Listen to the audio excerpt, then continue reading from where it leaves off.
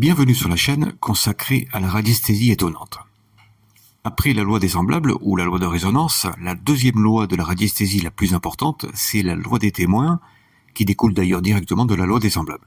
Voilà les 7 cartes de couleurs disposées aléatoirement sur le plan de travail et voilà les mêmes 7 cartes de couleurs disposées en tas. Je pioche une première carte, je la place sur le plan de travail et je lance le pendule juste au-dessus dans la zone magnétique. Il oscille en direction de la même carte de couleur, ce qui est tout à fait normal puisqu'on retrouve ici le principe de résonance. Deux objets identiques vibrent à la même fréquence et s'ils sont à proximité, une onde se crée entre les deux et le pendule capte facilement cette onde en oscillant entre les deux. C'est la loi des semblables qu'on a déjà vue. Je pioche une autre carte et cette fois, je la tiens en main. Je lance le pendule n'importe où sur le plan de travail. Il oscille en direction de la même carte de couleur. Alors le principe est différent cette fois. Chaque fois que je tiens un objet en main, je m'accorde automatiquement à sa fréquence.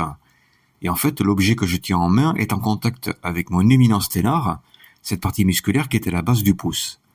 Donc l'éminence sténar, c'est un véritable condensateur d'ondes, et dès qu'une onde touche l'éminence sténar, celui-ci se charge de cette onde et je rentre en résonance avec cette onde immédiatement. Et à partir de là, le pendule ne peut plus capter qu'une onde ayant la même fréquence et rien d'autre. Et je peux essayer de tricher et lancer le pendule sur une autre couleur. Après quelques oscillations, il va s'orienter automatiquement vers la couleur avec laquelle je suis en résonance. C'est la loi des témoins, une loi universelle, et comme avec la loi des semblables, on ne peut pas tricher avec elle. Pour servir de témoin, un objet n'a pas besoin d'être forcément tenu en main. Je pioche une nouvelle carte, je la pose sur le plan de travail, et cette fois, je la touche avec le doigt. Je lance le pendule n'importe où, il oscille en direction de la même carte de couleur. Alors normal, à force d'habitude, l'éminence sténar se charge de magnétisme, et plus il stocke d'ondes magnétiques, plus il émet ces ondes sur une surface de plus en plus grande, qui va aller jusqu'au bout des doigts. Et c'est de cette façon que pratiquent les magnétiseurs, et plus leur magnétisme est puissant, plus les ondes qu'ils émettent de leurs mains sont puissantes, jusqu'à traverser les murs pour certains. Je pioche une nouvelle carte, je la pose sur le plan de travail, et cette fois je ne la touche pas, je la pointe simplement du doigt. Je lance le pendule n'importe où, et il oscille encore en direction de la même carte de couleur. Alors l'explication ici est encore différente. Plus je suis chargé de magnétisme, et plus les ondes deviennent puissantes. Mon doigt émet une onde porteuse qui va frapper la couleur de la carte, et en retour, l'onde magnétique de la carte va cheminer sur l'onde porteuse jusqu'à l'éminence sténar, qui va entrer en résonance avec elle. À partir de là, c'est comme si je tenais le témoin en main, et le pendule ne pourra plus capter que le même type d'onde. Et bien sûr, plus je suis chargé de magnétisme, et plus l'onde que mon doigt émet est puissante, et plus la distance entre mon doigt et l'objet pointé peut être grande.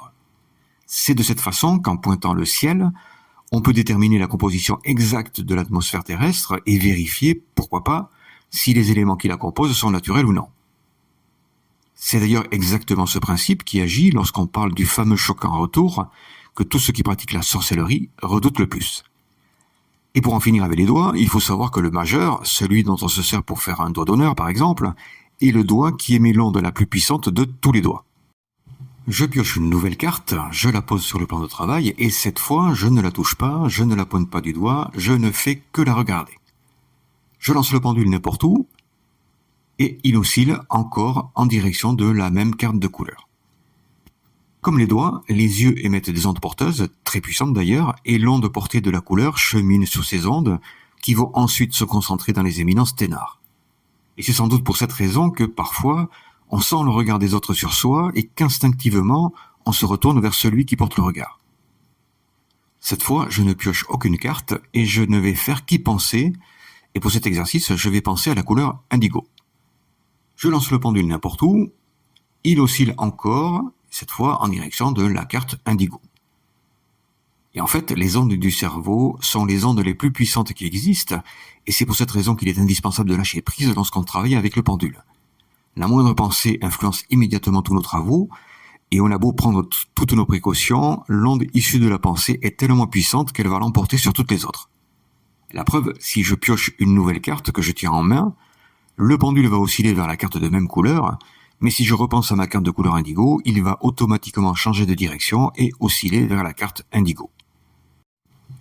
C'est pour cette raison que lorsqu'on pense à quelqu'un, par exemple, ce quelqu'un en retour va penser également à nous, et c'est ce qui expliquerait ces scènes étonnantes dans lesquelles on rencontre quelqu'un dans la rue quelques secondes ou quelques minutes après y avoir pensé.